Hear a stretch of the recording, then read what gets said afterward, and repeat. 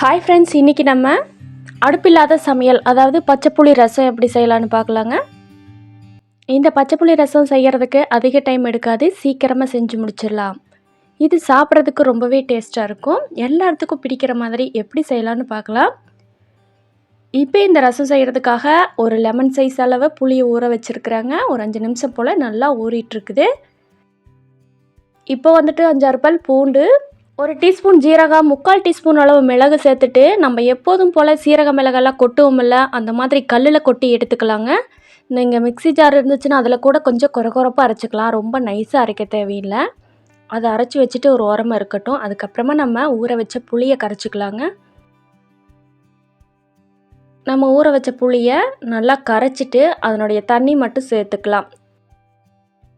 நீங்கள் எந்த பாத்திரத்தில் ரசம் ப்ரிப்பேர் பண்ணுறீங்களோ அந்த பாத்திரத்தில் புளி மட்டும் சேர்த்துக்கலாங்க.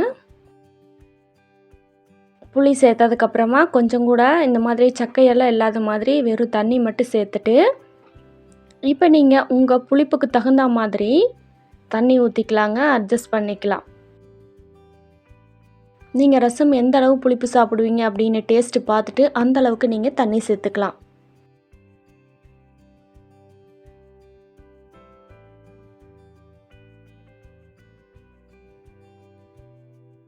தேவையான அளவு தண்ணி சேர்த்ததுக்கப்புறமா அடுத்ததாக நம்ம கருவேப்பிலை இலைகள் சேர்த்துக்கலாங்க. பச்சையாக அப்படியே சேர்த்துக்கலாம். ஃப்ரெஷ்ஷான கருவேப்பிலை சேர்க்கும்போது ரொம்பவே மனம், டேஸ்ட்டு எல்லாமே சூப்பராக இருக்கும். கருவேப்பிலைக்கு அடுத்ததாக நம்ம ஒரு 4 சின்ன வெங்காயம் போல் சின்ன சின்னதாக கட் பண்ணி வச்சுருக்கிறோம். அதை இதில் சேர்த்துக்கலாம். இந்த பச்சைப்புளி ரசத்துக்கு சின்ன வெங்காயம் ரொம்பவே இம்பார்ட்டன்ட், ரொம்பவே டேஸ்ட்டாக இருக்குங்க. அதனால் நீங்கள் முடிஞ்ச அளவுக்கு சின்ன வெங்காயம் சேர்த்துக்கலாம். சின்ன வெங்காயம் சேர்க்கறதுனால சாப்பிடும் போது ரொம்பவே டேஸ்ட்டாக இருக்கும். அடுத்தது நம்ம காரத்துக்காக வரமிளகாய் சேர்த்துக்கலாம். நான் வந்துட்டு 4 வரமிளகாய் அப்படியே கிள்ளி சேர்க்குறேங்க. நீங்கள் உங்கள் காரத்துக்கு ஏற்ற மாதிரி சேர்த்துக்கலாம். பச்சை மிளகாய் இருந்துச்சுன்னா கூட பச்சை மிளகாய் சேர்த்துக்கலாங்க. நான் இன்றைக்கி வரமிளகாய் மட்டும் சேர்க்குறேன். அடுத்ததாக நம்ம வந்துட்டு மல்லி இலைகள் ஒரு கைப்பிடி அளவுக்கு சேர்த்துக்கலாம். மல்லி இலைகள் சேர்த்ததுக்கப்புறமா இப்போ நம்ம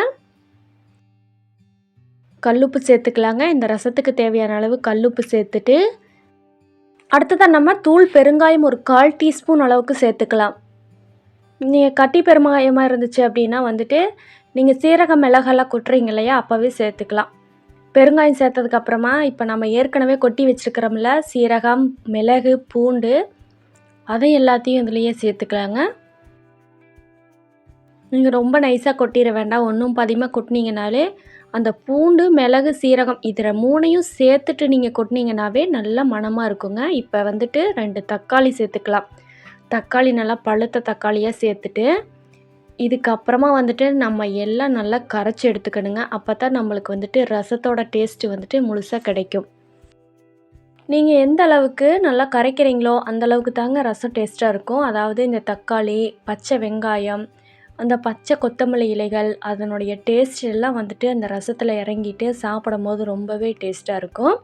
நீங்கள் வந்துட்டு அப்படியே ப்ளைனாக வச்சிட்டிங்க அப்படின்னா ஒரு டேஸ்ட்டுமே வராது. இது போல் நல்லா கரைச்சிட்டு அதுக்கப்புறமா நீங்கள் எடுத்து வச்சிட்டிங்க அப்படின்னா நம்மளோட பச்சைப்புளி ரசம் சூப்பராக ரெடி ஆயிடுச்சு. இதுக்கு ஆயில் தேவையில்லை, எந்த பொடி மசாலா எதுவும் தேவையில்லைங்க. முக்கியமாக அடுப்பே தேவையில்லை. ரொம்பவே டேஸ்ட்டான ரசம் குயிக்காக செஞ்சிடலாம். இது வந்துட்டு கிராமப்புறங்களில் ரொம்பவே அதிகமாக விற்கக்கூடிய ஒரு சிம்பிள் ஈஸி டிஷ்ஷுன்னு சொல்லலாம். பச்சைப்புளி ரசத்துக்கு பச்சரிசி சோறு அப்படிங்கிறது வந்துட்டு ரொம்பவே ஃபேமஸான ரெசிபிங்க.